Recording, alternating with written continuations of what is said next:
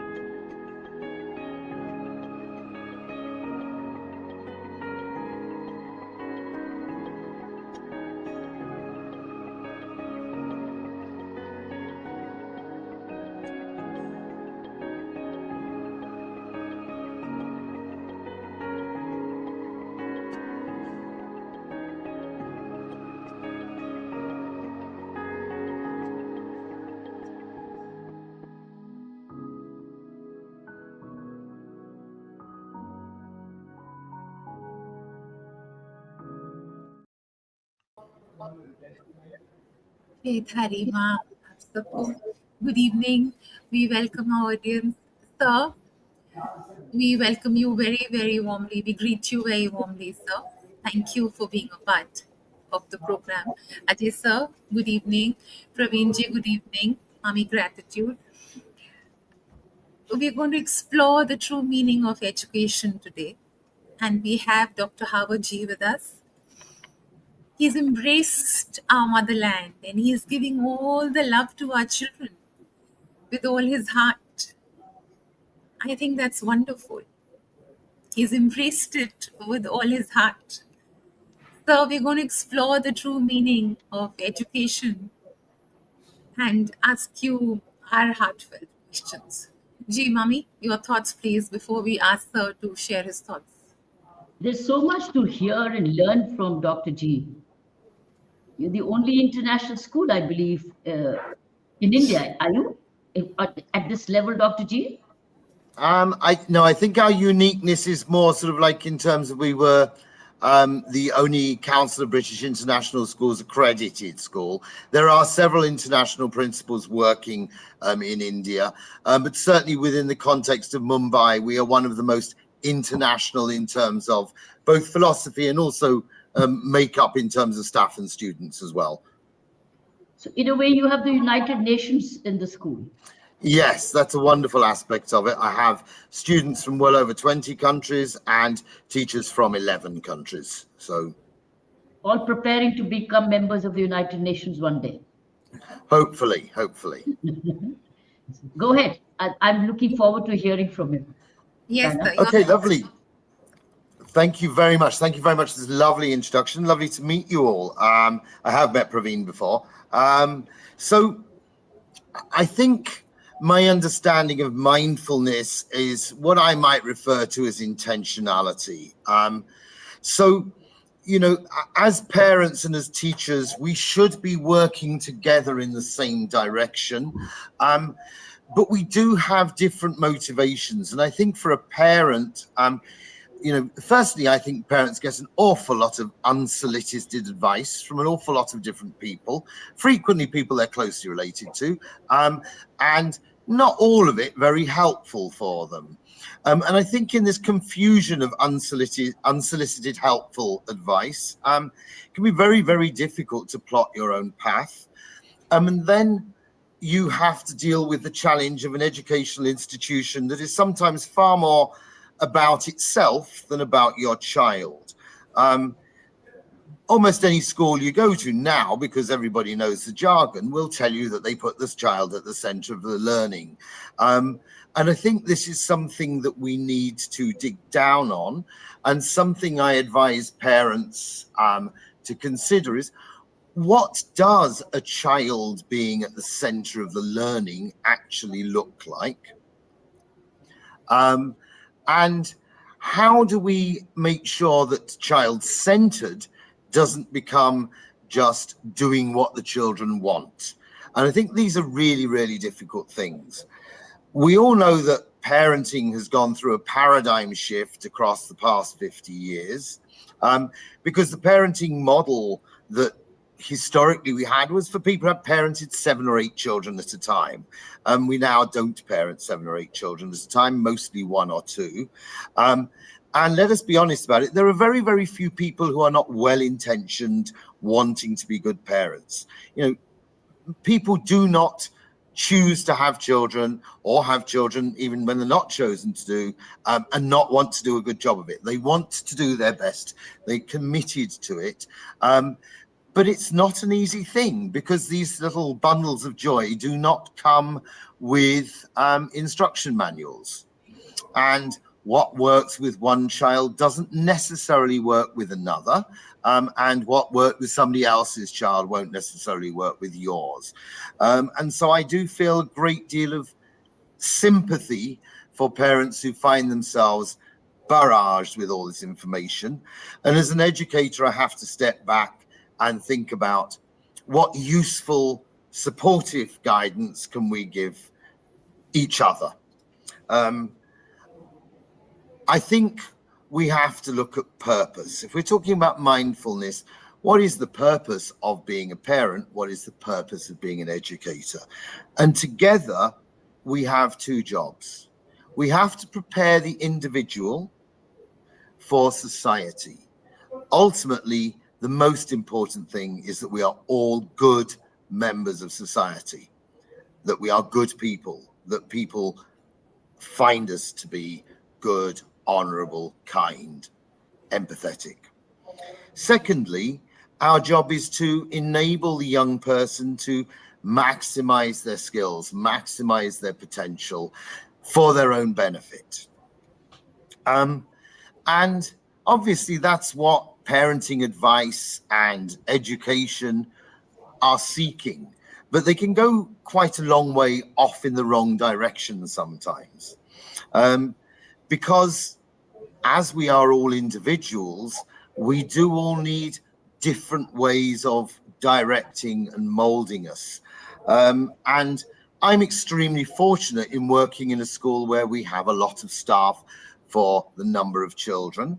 And therefore, each child gets a voice. Each child is heard. Each child is valued. Each child is understood. And expectations for each child are for that child and not for a general average. That, of course, is something that's much tougher for an awful lot of people to do in this country, where classes may be 40 or 50 strong. So, you know, I speak from a position of great privilege in terms of being able to offer that sort of education. But we do need to think about what does success look like. This is possibly one of the most important things as an educator and as a parent. Please don't come and complain to me that your child is only getting a C in maths if your child's cognitive ability in the math, numerical mathematical ability is well below average. If they're getting a C, they're doing really well. They deserve thorough support and encouragement. They're also proving that they are able to build on a weak base and make progress. And this is the sort of honest approach to young people that I think we mean by mindful.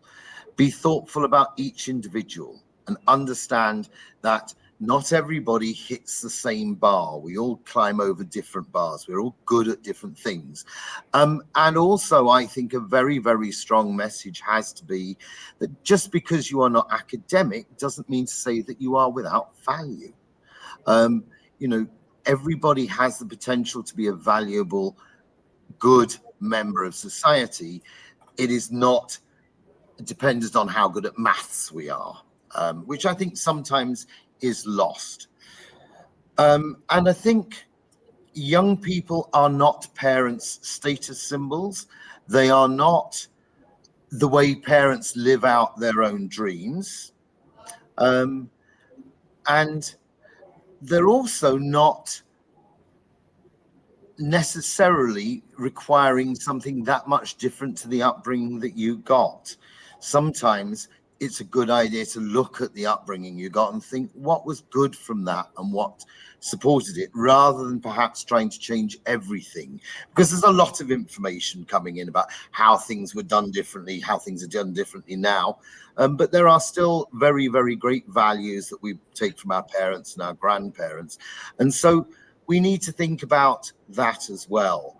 We have moved undoubtedly to a much more permissive age, and I'm fine with that. I'm a very, very liberal person. But we still have basic standards of respect, good manners, a certain humility, and a real importance for listening. And these things are, I think, universal. And parents and educators should be on the same page about these things. I also think that a lot of conversations between schools and parents are almost like two sides of a, you know, conflict. They should not be. Even if a child's behavior has been so bad that you have to call the parents in, you're not telling the parents off. You're not remonstrating with the parents for poor parenting. You are challenging a behavior which very probably is quite normal in young people. They're not unused to being naughty. They're not. It would be very unusual for a child not to test boundaries from time to time.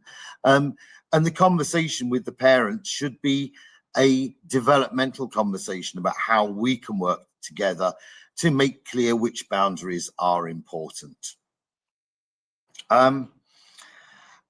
There is obviously in education a big dichotomy, a big division between the traditional education still promulgated by a lot of state boards and the international education, be it Cambridge or IB, which is increasingly popular, particularly amongst the wealthier members of our society. And from those come conversations about content and skills. A lot of parents like content because it is quantifiably accessible. We can say with pride our child got 95% in their Hindi exam. But actually what is required for future is not necessarily always content. It may be how we think about things, how we analyze, how we deal with challenges. If you can get 99% in an exam, then the exam has failed because you're not being challenged. And one thing we all know about the future is that the ability to overcome challenge is hugely important.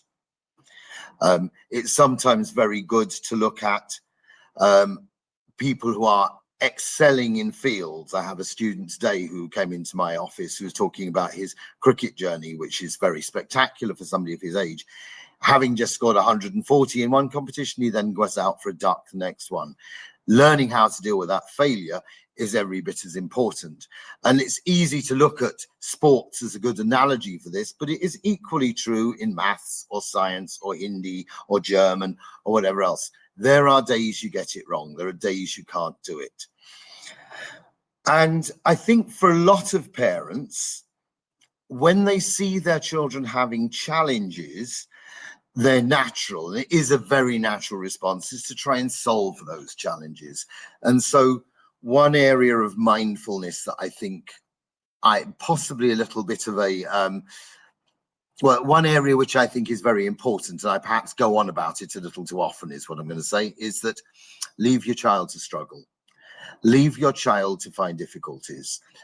Don't complain about the teacher. Tell the child that they need to work it out for themselves. It's really tough. It's really tough in a culture where kids will turn around and say, why can't I get a tutor? Well, you can't have a tutor because you're supposed to be learning in school. But no, you have to learn in school. And making young people overcome challenges in a safe, caring environment, which is your home and hopefully your school, is something which I think is absolutely fundamental, because the future ahead of us is not a simple future. I don't think I need to tell any Indian person that, because this country has never been simple and every single person in this country faces challenges. But the simple fact is that far too often parents feel that being a good parent is trying to clear away the problems and solve the difficulties, whereas actually that is stealing from your child the chance to learn resilience and problem solving that really in our future are going to be so much more important to them than simply doing well in exams. I think I'm coming to the end of my little sermon, so I'm looking forward to some questions and answers. I hope I haven't been too controversial. They're all blessed, sir. So just taking your one thought forward, are you sharing a thought on these lines? Is our education system preparing our children for life? Are we educating them for life? Are we getting them ready for life? They're not going to remain children, sir. I think you are. I think this is a very good question. And I also think most people believe that education should prepare them for life. Unfortunately, they use metrics which I would say are not very helpful. You know, the need for life skills comes at different points in time. Our children are still children. Preparing them for life, as far as I'm concerned, is about helping them to learn how to overcome certain things. It's about helping to develop resilience, and of course helping them to develop the enthusiasm for things which will give them the joy and the real inner happiness that will take them forward in life. Whereas sometimes our belief is that preparing children for life is about making them compliant and following lots of silly rules. And I do think that we're all in agreement that education should prepare children for life. It's more about what is it that we should be doing to prepare them for life, which is where the conversation starts. So are they learning how to lead themselves? Are they learning how to self-lead? Decision making, Yes. sir. Decision making, yes, sir. I certainly think that is the intention of a lot of educators. I think that, you know, implicit in the whole discussion around the new curriculum in India, the international curricula as well, is that, you know, leadership skills, self-regulation, these things are extremely important. Future ready skills, I like to call them. In earlier days, they were called 21st century skills, but that dates them a bit. They're future ready skills. They're change resilient skills. And you're right. I think, you know, this is not a new thing, that schools are about developing personalities and strength. And actually, it's probably very much an aberration of the late 20th century that they became so obsessed with grades. I think if you go back through history, education has often been very much about development of the whole person. Ji, Mummy. Dr. G, you have a parent-teacher association, right? Yep. And you're an amazing international community as well, right? As you said, more than 20 countries, you said. Yep. Tell us about what happens in this PTA, because you're having different cultures, different parents coming together. What are they demanding? Are the demands different regionally, or are there some common demands? And it's very interesting. You must be having a very interesting PTA. Well, so I don't meet the parent body in that vastness.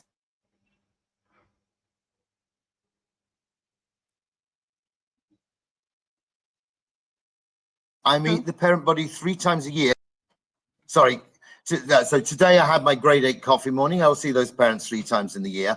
I think that there is more commonality than difference. And I also think that possibly the conversations you have with parents of 5-year-olds are very, very different to the conversations you have with parents of 17-year-olds. So there's a lot of, I think that I don't see much cultural difference, really. They're nuanced. There's not, people wherever they are in the world at 13 are worried about phones. At 4 are worried about, will their children socialize? At 16 and a half, are they ever going to wake up and start working for their exams? And whether the parents be Korean, Indian or American, the conversation seems to be quite similar. Are there differences in expectations? Yes, people coming from Western liberal countries do expect, for them, we are less different. Some of our Indian families who haven't had international experience do have to ask more questions about why we do things, but there's a lot of commonality, really, I would say. That's quite a surprise, isn't it? Or is not a surprise? Being a parent is being a parent, isn't it? I think, and young people, whichever part of the planet they come from, are young people. 13-year-olds are 13-year-olds, and they're delightful wherever they are. The anxieties of an Indian parent or a South Asian parent and anxieties of a Westerner could be, because we are very driven for it. Yes, okay. So I think there's also social class here as well, in the sense that I'm dealing with people who are wealthy and successful. I would agree that possibly German and British parents are less, but not all of them by any means. So you are right that there is a greater bias in one way amongst Indian and East Asian parents. But then also by the time they've got to the age of 13 or 14, then there are also other things that have come in the way. And I certainly would say that the United States, for instance, is extremely grade driven, and their system is not dissimilar to the way things work here. So I used to work in Mexico, and the Mexican education system in many respects was very similar, but much worse than the Indian system. Much worse. Are you comparing bad apples to rotten apples, are you? No, I mean, obviously I worked in a wonderful school there, and in fact, very, very forward thinking. But what I saw around me was eye-opening. I had no idea. I had friends who spent entire years without a teacher. Oh, God. So quite similar to some schools in villages in India. Yeah, exactly. Yeah. And I have been to some amazing schools here and seen some incredible stuff being done. And I think, one of those, going out onto the salt flats in the Little Rhino Kutch and seeing the children of the salt pan workers walking across the salt pans to get to a tent to be educated in. I mean, this is impressive stuff, and impressive that somebody was prepared to stand there and do that job and teach them, and I mean, it choked me up, as you can imagine. So, a thought that crosses my mind often: most teachers are parents too. Why do they need training? They're parents too. Why do they need so much training? Aren't they parents too? Very good question. I like that one. I'm going to be very careful how I answer it. Because my mother was both, and my sister is both, and my sister-in-law is both. I think what you're teacher training should give you is an understanding of learning. And you would have thought that parents would work that out, but possibly it's looking at the same thing from different lenses. And so, yeah, there are differences, definitely. But you are right. I think that somebody who's had their own children, who's mindful in the sense that they take on board the information they get from their children and how their children have grown, that brings great value to their teaching practice. There is no doubt about it. So I think, yeah, that, and also, I'm a great believer that, we are in loco parentis, we are a second set of parents, and that caring nature of parents, particularly, there are a lot of women teachers, is also part of building up effective learning relationships as well. So, I'm a great believer in that sort of caregiver empathy, having a powerful role in relationship building and learning. Yes, sir. Dr. G, you talked about it saying, you talked as a very interesting thing about you're not encouraging a tutor, need for a tutor, because learning has to be done in the school. Whereas it's quite the opposite happening around, at least in my country, where the dependence on the tutor is enormous. How are you managing it? Well, I don't manage it. I'm not going to claim I'm successful, but we're working on it. So there will, if a child is in school from 8 till 3 and they are trying hard and learning, they're going to be pretty exhausted, and they're not going to benefit greatly from doing another 2 or 3 hours tuition. So what unfortunately happens is, obviously tuition takes place in usually in much smaller groups of people. So that's actually where they're doing the real cognitive effort, which means that, of course, a lot of the time they're in school, they're not necessarily, well, they're not buying into it, basically. They don't see the purpose when somebody is going to explain to them in a much smaller group how to do this. So effectively, and I've seen this myself when I've gone and observed lessons in schools where the kids have all pre-prepared. So the teacher's basically teaching them stuff that they already know. And so, what is the purpose? Furthermore, so much of what they're learning is just content. Well, any content's worth knowing. So why so obsessed with driving or drilling a particular written content into their heads?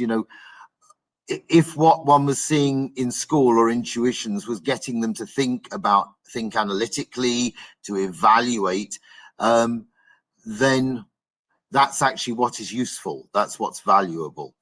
So a huge amount of effort and a huge amount of time and a huge amount of money is spent forcing children to jump over these sort of like unnecessary hurdles of getting very high percentages on tests that are testing content. And that is still, despite the government white paper, that is still the reality for what education looks like for most people in this country. So are you giving no homework? Are you giving homework? I'm not a huge fan of homework, but yes, we do with homework in up to grade 5 is entirely voluntary, and whenever parents start to make a fuss about it, I threaten to take it away. It's there because the parents like it. It doesn't have any educational value, but it's quite a nice way it's a method for children to discuss with their parents what they're doing in school, because not all children share that. In secondary, obviously, as they move up towards the board exams in grades 9, 10, 11, 12, then, of course, homework is an important part of their learning.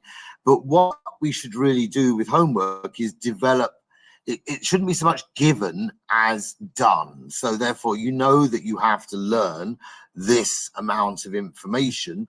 You should be developing good practices to ensure that you do. So your own revision skills. So there should be a lot of time within education talking about how to learn it, the metacognition, if you like, rather than just giving busy work. And I'll be absolutely honest with you, I loathe busy work. But with working parents, both parents away from home, almost pre-dinner, up to pre-dinner time, is the school, or did you ever consider taking this load off the parents and the children, school becoming a day boarding, and they finish their learning and homework while in school, and ask the teachers help if needed? Yes, so we've slightly started to move in that direction. If we go back to my last sort of like bugbear that I was going on about, we now offer for the exam boards only, grades 9 to 12, we offer tutoring in school three afternoons a week for up to 2 hours. So kids could be leaving school at 5:30. At a younger age than that, to be perfectly honest, they shouldn't be doing very much anyway, and absolutely parents shouldn't help them, or indeed even police them. If they don't do it, then it's their fault if they get into trouble in school. The last thing parents should be doing is wasting their time nagging their child to do homework.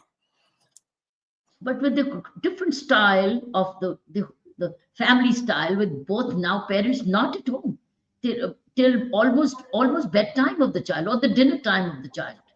So is the child in a position or prepared to self homework, self-educate, self-study? Well, I certainly, you see, my feeling is that probably until they are an age where that is a reasonable expectation, homework isn't greatly useful anyway. I think, you know, it is reasonable for you to expect your 14 or 15-year-old to start to develop some discipline and do so at home. And, you know, that expectation is not going to be effectively communicated by you just nagging them. It's a job you had to start a lot earlier, by thinking about, at this age, what is an appropriate level of self-regulation, what is an appropriate level of self-discipline. And indeed, sometimes, what am I going to do to the child if they don't do what is expected of them? And am I going to be consistent in this? Are the children mature enough, with parents' absence, with distractions of social media? How do they handle the need to revise, need to study further, research, or get involved with distractions of social media? So, and when there's nobody to watch over, I'm sure there would be complaints coming. Yeah, no, I think you're right. It is not easy, and it's certainly not easy if both parents are out working long hours. But equally, you know, it's not like children ever were all successful at this. It's a learning journey. And, you know, I don't see any evidence that in this day and age, children are more or less likely to do their homework than when I was, you know, a child of that age back in the 70s, and an awful lot of homework was copied off each other on the bus, you know. So like, there are a proportion of children who are highly academically driven, who learn these things very, very early on. There are others who don't. It is the job of both parents and teachers to think, I mean, to use your term mindfully, and think about, you know, how am I going to develop children who are active learners, who seek to do better of their own volition? And, you know, that is by inculcating passion and interest and celebrate and success in education, and success for all children, so that even the middle or the lower ranking learner still feels they're making progress, still feels they're motivated. Because I've worked with some children who perhaps not cognitively great, but they've got good learning skills, so they're making good progress. They're never going to go to Harvard, but that doesn't matter. They are definitely maximizing their potential. And that, if you like, is the job of the school. And the job of the parents is to teach self-regulation, is to teach resilience. And that means sometimes saying no. It means sometimes, you know, giving them a bit of tough love. And also, you know, meeting them at an intellectual level that they can understand. Why is this important to us? Rather than ordering, explaining. I mean, I'm not into people debating with 4-year-olds about things. I go, you know, they have to do what they're told. But, you know, there comes a point where your young person is only going to do this if they understand the benefit to them. And, you know, I think there is probably no way of counting the number of hours that parents have had to nag children, and there's probably no counting the number of hours that nagging was completely pointless. And I mean, as adults, how much do we like being nagged about things? Have you seen a percentage of, Dr. G, students falling behind a percentage because they couldn't self-regulate? Yes, it always happens, but that's natural. That's part of the learning journey. And I think falling behind is a relative term. But, you know, yes, I mean, the main reason why children don't do very well in education could well be that they haven't developed the learning skills that are required. And what we tend to find is that if we haven't developed them in children within school, but instead we sort of hammer them through school with tuitions and force feeding, when they leave home and go to university, that's when they fall apart. That's when the wheels fall off the wagon. So, Ajay, so why don't you share your thoughts and your questions for so, and then Praveen, so Ajay. In our work on mindful parenting, we often highlight that emotional intelligence and self-awareness are as important as academic performance. They are the foundation of a child's confidence, empathy, and resilience. It is actually encouraging to see DSB's emphasis on metacognition, teaching children to reflect on their own learning and behavior. Dr. G, my question is, could you share how metacognitive practices like reflection and self-assessment can be encouraged not only in classrooms but also at home by parents? And how can mindful parenting support this kind of reflective growth in children? That's a really good question. So I think awareness raising amongst us as educators and therefore amongst parents about the efficacy of metacognition. I mean, metacognition is, from a purely educational point of view, one of the strongest indicators of value add to learning. So as an educator, it's almost a case of I have to keep it at the front of my mind. As an educational leader, it is my job to remind my colleagues of that. And I guess the conversations, and I know, for instance, we work with a very, very good parent guidance lady called Pia Marker here in Mumbai. And all of her conversations with parents when she comes and does a parent guidance thing are exactly that. They're mindful, metacognitive. They're about having conversations about why I believe the things I do, why I'm expecting you to do something like that, why I might have made a decision today, why I might have decided that today I'm going to go with what you want rather than what I've been saying all this time, so that the young person understands the framework of their boundaries. We all need boundaries, you know, like even me at my great age requires boundaries. There's no doubt about it. As older adults, those boundaries are usually called laws. And there are some, like speeding, which none of us like to take much notice of. But nevertheless, they are there for a good reason. So young people need boundaries as well. But those boundaries needs to be made meaningful at points in time when you're old enough to understand them. And parents need to understand from an early age at what point in time they recognize that their child now needs to know or understand, or indeed that they can make a different decision today that they would have made normally, and explain to their child why they've made a different decision. Okay. But you think the result-driven education culture, creativity often takes a back seat, right? So how can we balance this? The lack of— Sorry, what did you say? What did you say takes a back seat? I mean, it's not because of the lack of imagination of the children, but because both students and teachers fear failure of judgment. So how can we balance result-driven education culture versus a creativity-driven education? No, I like what you're asking. Thank you. Yes. I don't think they're two sides of the same coin. I think it is very important that all educators and all parents understand the breadth of what a holistic developmental education looks like, and that each child should have the opportunities to thrive in areas they're good at and be challenged to do well at things that they're bad at. So like for me, I was great at English and biology, rubbish at football. Doesn't mean I shouldn't have done football. Do you know what I mean? For other kids, it was clearly the other way around.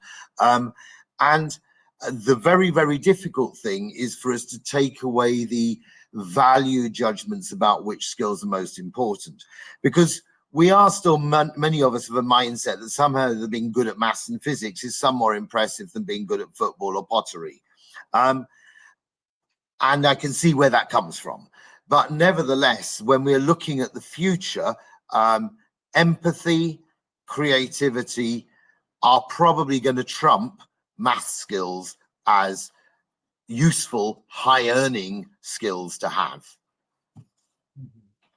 Okay. Yes, sir. Praveen sir, आप बात करें please, and share your thoughts, and then we'll take more questions. Thank you. Thank you, Sanaji. So I got the privilege to visit Dr. Howard G. At his school in Mumbai. And I have visited a lot of international schools in India and outside. But DSP is one of the truly international schools I have ever visited. So I have seen students from, it looks like,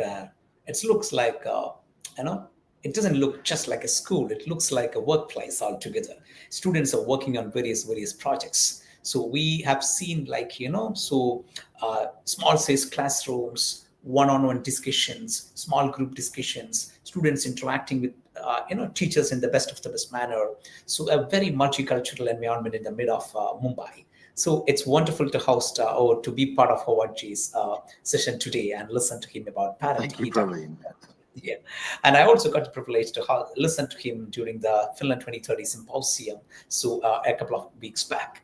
So, I think the most tricky part of parenting, so what I have observed is, a lot of parents are still yet to believe that parenting is really a skill, which is something which we need to acquire.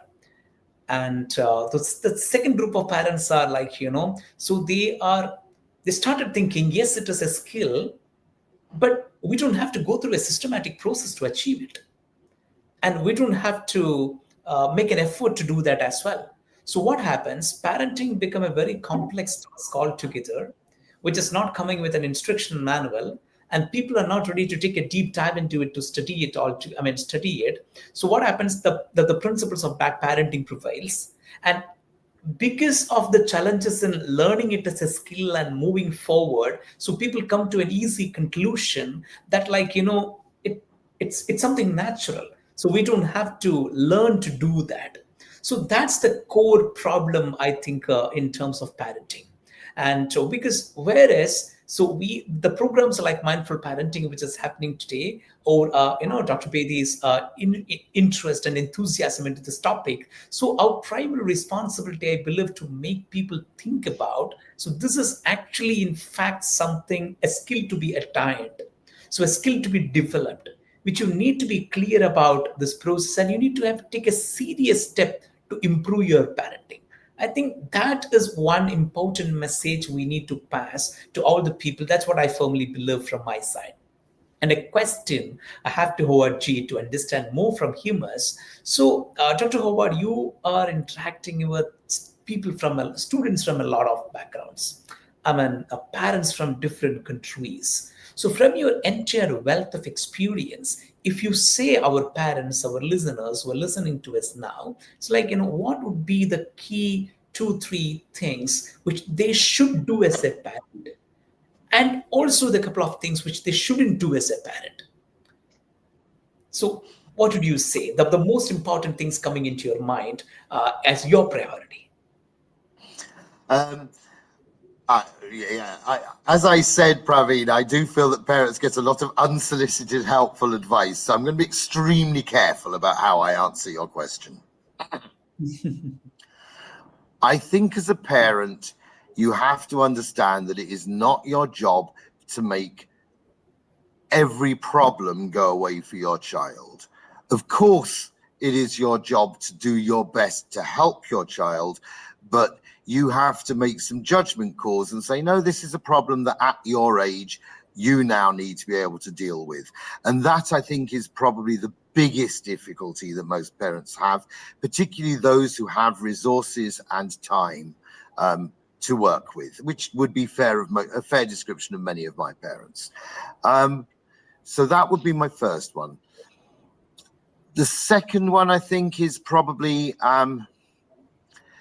we can all make mistakes. You as a parent are allowed to make mistakes. That does not make you a bad parent. And your child is allowed to make mistakes. And that does not make them a bad child. And, you know, to separate out that, you know, we don't have to be perfect. And I think it's very, very important that parents don't model this idea that they have to be perfect. Good is good enough. And, you know, if you ever listen to people who are incredibly successful, you know, Olympians and things like that, great scientists, they're all going to tell you in the sort of like some version of that cliched story of Edison about how 1,000 failures make one success.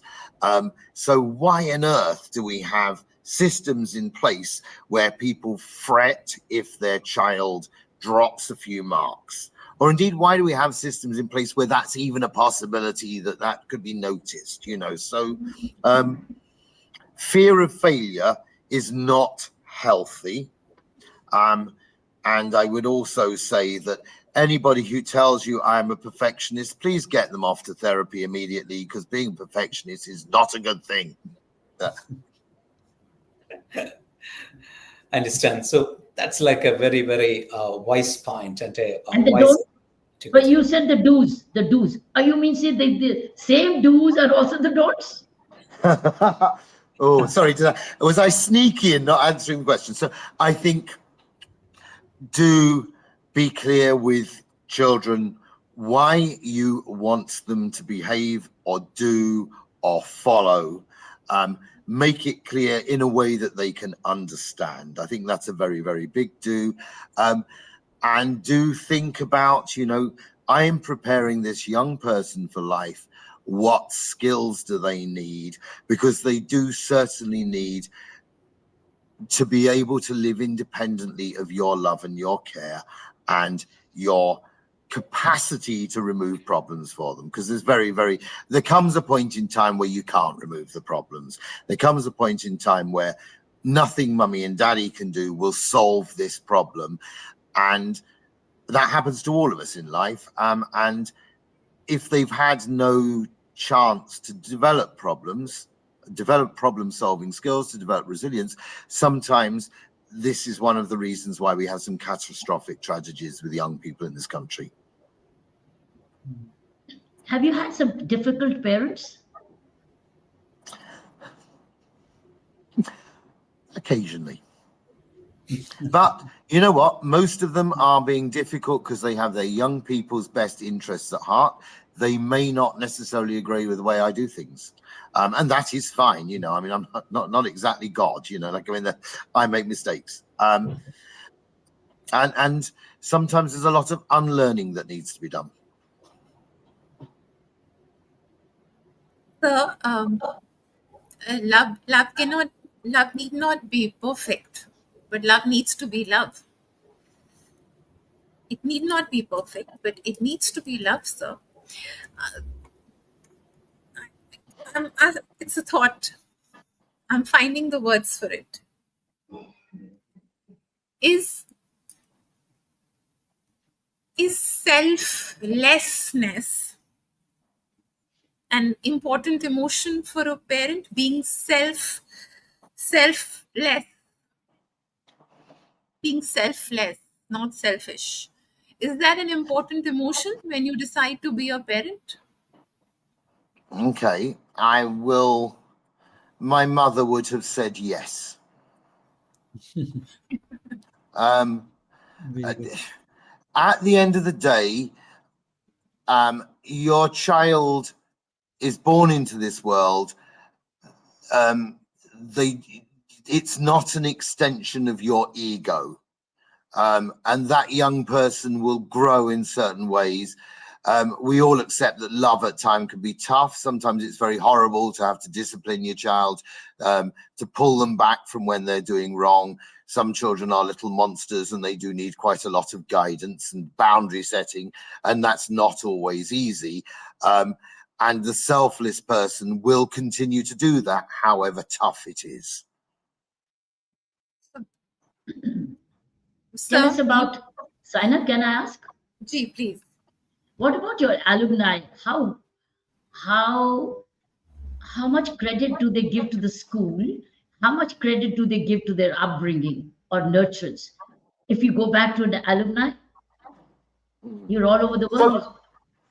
Yeah, I mean, some of them have wonderful things to say about us. I mean, we actually just did a little activity for our AGM a few weeks ago where we reached out to ex-students and their parents and asked for some testimonials. And one of my students, who is, like I know him well and I know the family well, he said he came into DSB a boy and left a man, and it was a wonderful thing that he said. And he's now just about to finish his graduation from Atlas Skills Tech up the road here. So it was truly heartening. Yeah, a lot of it. And funnily enough, one or two of the ones who used to fight with me quite a lot and give me lots and lots of sort of quite a lot of critical appraisal of my skills as a principal, say wonderful things about me now. Or about the school experience. Do you prepare them to make the difference in life? Difference in life, not just personally, in the universe. It's like looking at a larger purpose. Thank you. I think that's a hugely important question. I would be lying to say if I really know the answer. Of course, we would love to think that. I can give you a lot of jargon about how we do it, but if I look into my heart, I don't know whether we succeed yet. The atomic changes, possibly. Sort of like Greta Thunberg type motivation, no. It need not go up to the Greta level. They can be levels below who can make the difference in humanity, promote peace, promote non-violence, promote empathy, promote philanthropy, see, promote giving. So they need not be Greta level. But they are all coming from wealthy families and well-equipped families and well-placed families. They are already in the sky. They are already on a helipad. They just have to fly. Climate change, are some of them taking up causes at different levels? I think yes. I mean, we have a very impressive young man who's done some work around malnutrition in orphanages, and he actually developed an app to support the orphanages in identifying better ways of providing nutrition. So we do have children who've done some very, very impressive stuff like that. It would also be true to say that a lot of this is coming from the parents. You're quite right. We have parents who are very philanthropic. We have wonderful parents who do amazing things. We have a particular parent who runs the Cuddles Foundation, which is a charity for young children with cancer and getting people to give. So there are strong role models in our community, and not just within the school, the parent community in particular. I believe you are a very, very precious resource. Each one, to my mind, each one, because I deal with have-nots. That's why, Dr. G, I was speaking about, even if they are making the difference in their own small way, where I deal with have-nots and education of the marginalized sections through my foundation, yours are already in abundance. How do they learn to share abundance as they grow? And if those seeds can be sown earlier? this is a very, very interesting conversation, and I think that as a school, you know, this is at the heart of what you're talking about education, and this is a purpose for education. To some extent, it's about giving them skills to understand that this is actually what is required. I mean, you talk about climate change, which is a reality with which this generation is going to have to live. They have to understand that their actions have consequences. And I think that's where our education works well. It's about giving them the skills to become empathetic and effective. It's a slow journey. You are right, we are in a position of plenty, and getting people to understand that they may need to share that is something which takes time. But doubling down on the focus of empathy is very good. And giving young people contact points with, I mean, the term you use is have-nots, but giving them contact points that are meaningful and non-patronizing. I think this is one of the dangers of schools. I mean, as a school, we are required to do a number of things.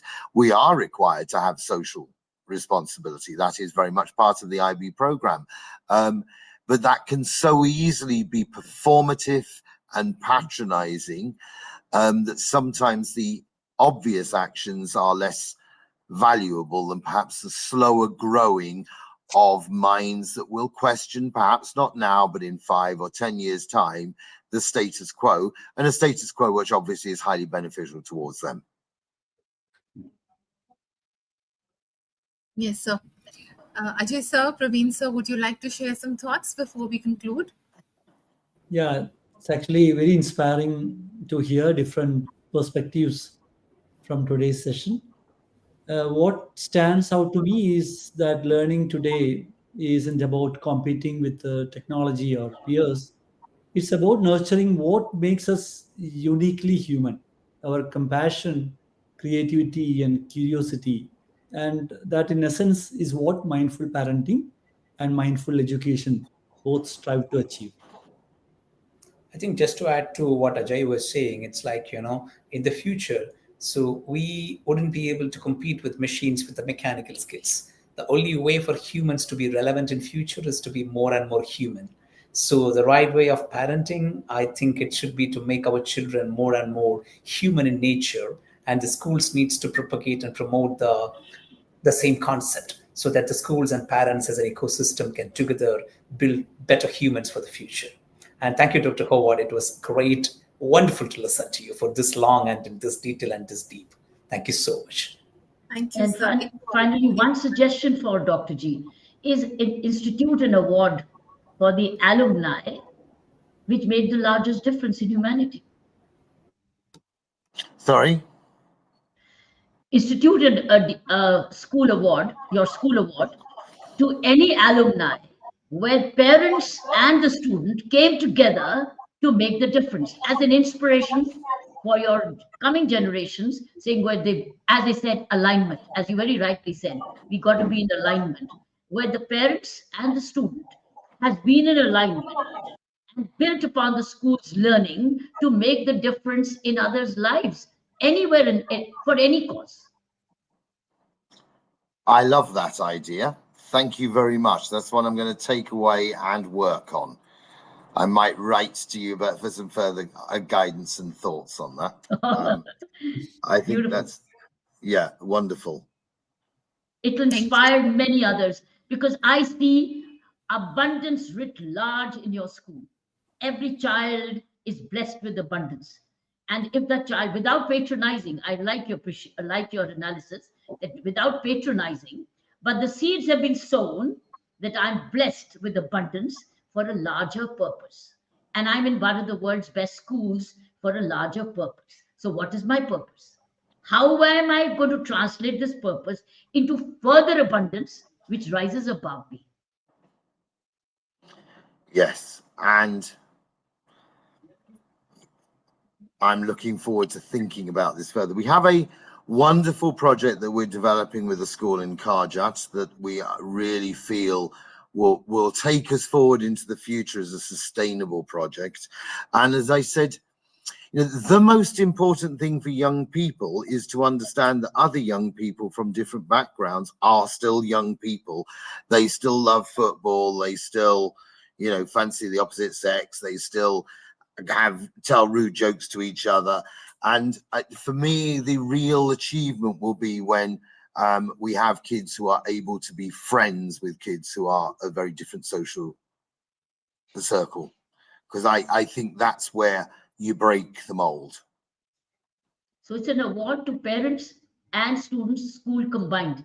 It's an award to who've been very good parents, and they've developed on the school, built on its potential, and made the difference. So it's a joint award to the family, to the parents, and to the child, both. Because without either, that result wouldn't have happened. So it's like parents and students, a joint award. No, I think you're absolutely right. And I mean, absolutely, parents are the first teachers of their children.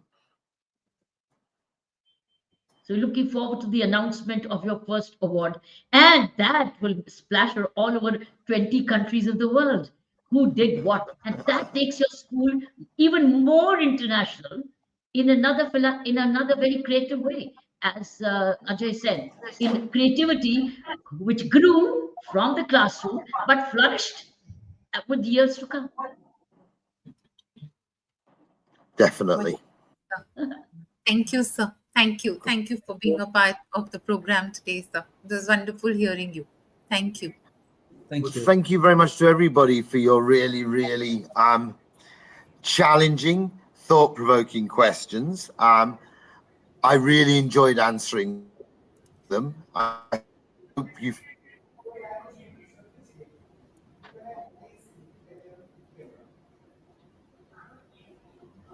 Thank Yes, you, sir. Praveen. Yes, sir. Thank you, Praveen, for bringing Dr. G online. Thank you, Doctor. Thank you, Praveen. Thank you, man. Thank you so much. It's Thank Praveen who brought you here. thank you Dr. very G. much for having me. I appreciate it. Thank you so much. Thank you, so sir. Thank you, sir. Thank you. Our best wishes, sir. Thank you. Thank you. Jai Dhari Mat, all of you. Thank you.